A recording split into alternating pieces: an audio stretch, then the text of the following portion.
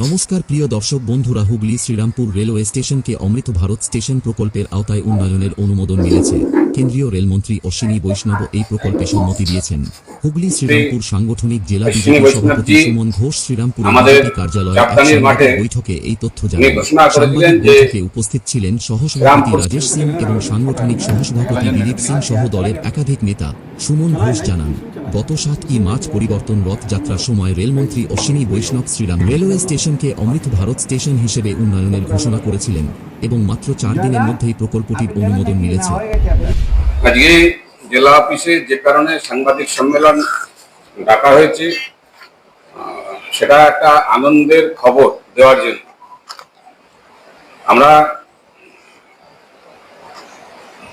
পরিবর্তন যাত্রায় দেখেছিলাম আমাদের রেলমন্ত্রী অশ্বিনী বৈষ্ণবজি আমাদের চাপদানির মাঠে উনি ঘোষণা করেছিলেন যে শ্রীরামপুর স্টেশনকে অমৃত ভারতের প্রকল্পে ওয়ার্ল্ড ক্লাস স্টেশন বানানো হবে এবং তার সাথে সাথে শেওড়াফুলি 4 নম্বর রেলগেট আর বৈদ্যপাটি 11 নম্বর রেলগেট, এই রেলগেট দুটোকে তুলে দিয়ে ওভারব্রিজ করা হবে।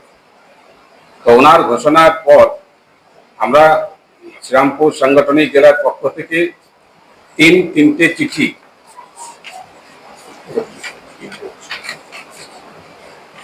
একটি শ্রীরামপুর স্টেশনকে ওয়ার্ল্ড ক্লাস স্টেশন বানাবার জন্য শেওড়াফুলি 4 নম্বর রেলগেট যাতে ওভারব্রিজ হয় আর বৈদ্যপাটি 11 নম্বর রেলগেট যাতে ওভারব্রিজ হয় তার জন্য আমরা এই চিঠি দিয়েছিলাম রেল মন্ত্রণালয়কে এবং রেলমন্ত্রীকে।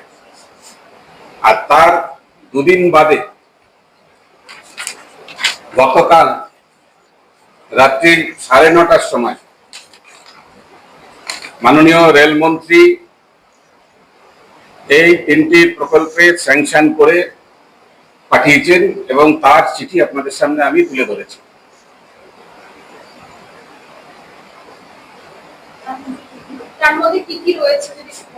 অমৃত ভারতে রেল স্টেশনকে একদম অত্যাধুনিক করা এবং ওয়ার্ল্ড ক্লাস, উনি নিজেই বলেছেন ওয়ার্ল্ড ক্লাস স্টেশন, শ্রীরামপুর স্টেশনকে ওয়ার্ল্ড ক্লাস স্টেশন বানানো হবে। আর তার জন্য আমরা শ্রীরামপুরের সাধারণ মানুষের কাছে সাজেশন চাইব যে কি কি সুবিধা দেওয়া গেলে যাত্রীদের পক্ষে সুবিধা হয়। আর এই ওয়ার্ল্ড ক্লাস স্টেশন বানানোর ক্ষেত্রে রেল মন্ত্রণালয়ের যে কাজ আর প্রত্যেকটি কাজ শ্রীরামপুর স্টেশনকে গড়ে তুলবে ওয়ার্ল্ড ক্লাস স্টেশনে পরিণত করতে। এছাড়াও আরো শেওড়াফুলি 4 নম্বর রেলগেট আর বৈদ্যপাটি 11 নম্বর রেলগেট দুটি ওভারব্রিজ উপহার দিয়েছেন রেলমন্ত্রী নিজে। এই কাজ কবে নাগাদ শুরু করা হবে বলে মনে করছেন? এই কাজ খুব শীঘ্রই শুরু হবে। চিঠি এসছে, গতকাল রাত্রিবেলায় ওনাদের টিম আসবে, টেকনিক্যাল টিম পুরো বিষয়টাকে সার্ভে করে যে রিপোর্ট দেবে সেই রিপোর্টের ভিত্তিতে পুরো কাজটি খুব দ্রুততার সঙ্গে সম্পন্ন হবে রেলমন্ত্রী নিজে আশ্বাস দিয়েছেন।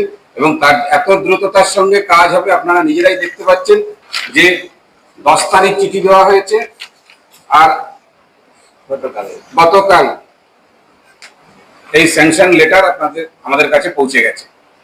তো উনি নিজে আগ্রহ প্রকাশ করেছেন এবং তার জন্য আমরা শ্রীরামপুর বাসী হিসেবে শ্রীরামপুর সাংগঠনিক জেলার পক্ষ থেকে ওনাকে অসংখ্য ধন্যবাদ জানাই। 26-এর নির্বাচনের আগে এটা কি একটা বাড়তি পাওনা বলা যেতে পারে? আমরা নির্বাচনকে লক্ষ্য রেখে কোনো কাজ করি না। আমরা সাধারণ মানুষের পাশে 365 দিন থাকি এবং এই 365 দিনের কখনো না কোথাও নির্বাচন হয়। তো সেই নির্বাচন করে গেলে সাধারণ মানুষ অনেক সময় ভাবতে পারে যেটা নির্বাচনী চমক, কিন্তু ভারতীয় জনতা পার্টি নির্বাচনী চমকে বিশ্বাস করে না। আগে যে রেলের পাশে থাকা যে মাছের আড়ত সেটা রেলের পক্ষ থেকে ভেঙে দেওয়া হয়েছিল এবং স্টেশনের গায়ে যে সমস্ত দোকান ছিল অস্থায়ী দোকান সেগুলো ভাঙা হয়েছিল। এখন কি করা হবে?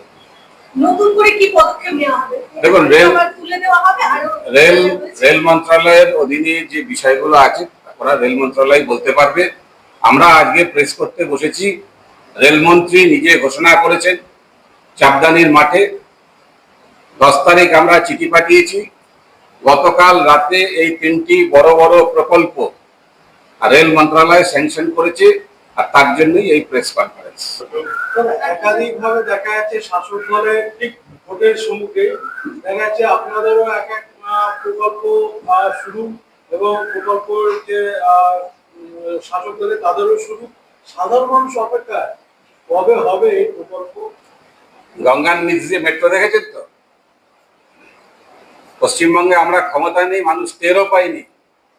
গঙ্গার নিচ দিয়ে মেট্রো করে দিয়েছি ভারতীয় রেল, আর সেখান থেকে সল্টলেক পৌঁছাতে, সেক্টর 5 পৌঁছাতে কত, 8 ঘন্টা? তো 8 ঘন্টা লাগে।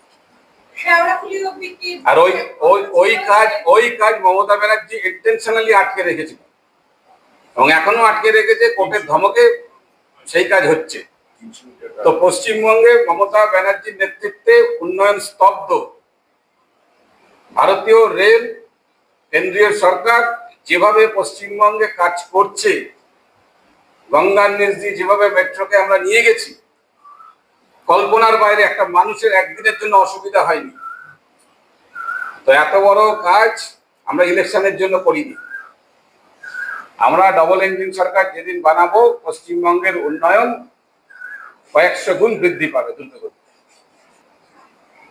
মমতা ব্যানার্জির নেতৃত্বে পশ্চিমবঙ্গে শুধু জুট মিল না, আপনি ডানকুনি চত্বরে গিয়ে দেখুন, কয়েকশো কারখানা বন্ধ হচ্ছে। ইউনিয়ন বাড়িতে নিজের দলের বিধায়ক আর এমপির গোষ্ঠীবাড়িতে 3 দিন আগেও একটা কারখানা বন্ধ হয়ে গেল।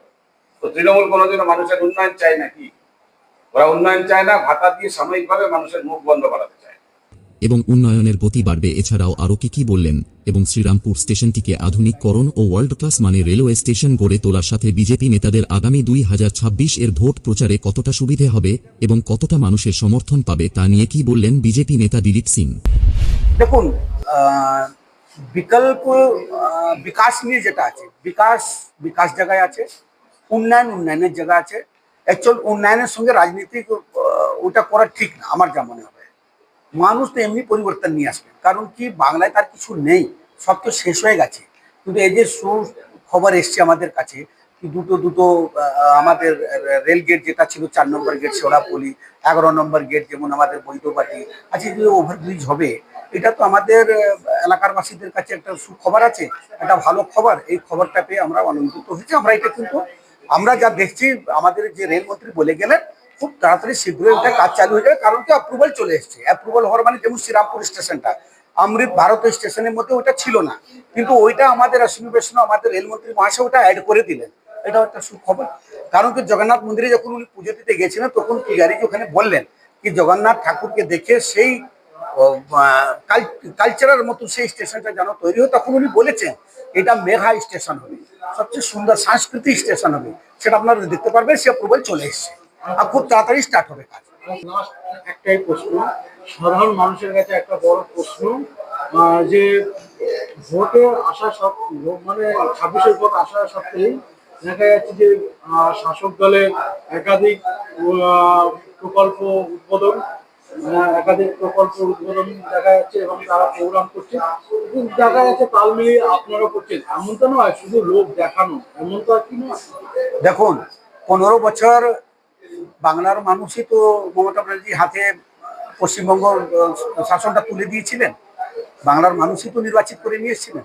তাদেরকে পথে রাস্তায় থাকার দায়িত্বটা তাদেরই ছিল, কিন্তু এরা করছে না বলে প্রতিবাদ করার জন্য আমরা রাস্তায় আছি, আর আমরা প্রতিবাদ চালাবো। আমরা কিন্তু বসে থাকবো না। আর পরিবর্তন, এই প্রতিবাদ নিয়ে পরিবর্তন আসছে। সাধারণ মানুষ এখন প্রতিবাদ করছেন, তাকে কি বলছেন? তৃণমূলরা কারা কি বলছে? এরা বিজেপি। আপনি কোশ্চেন করবেন, আপনি বিজেপি হয়ে যাবেন। এবার বিজেপি হবে, এরা বিজেপি বলছে, এবার বিজেপি দরকার আছে, বিজেপি সংগঠিত সরকার হবে এখানে। আমাদের দেখবেন মোদীজির নেতৃত্বে, আমাদের সমীর ভট্টাচার্যের নেতৃত্বে, শুভেন্দু অধিকারী, দিলীপ ঘোষের নেতৃত্বে বাংলায় সরকার হতে চলেছে। আপনারা দেখবেন এই বাংলায় আলো ফুটবে, এই বাংলায় সোনার বাংলা হবে। এখানকার লোক এখানে চাকরি পাবে, এখানে উন্নয়নের আলো ফুটবে, চারিদিকে দেখতে পাবে।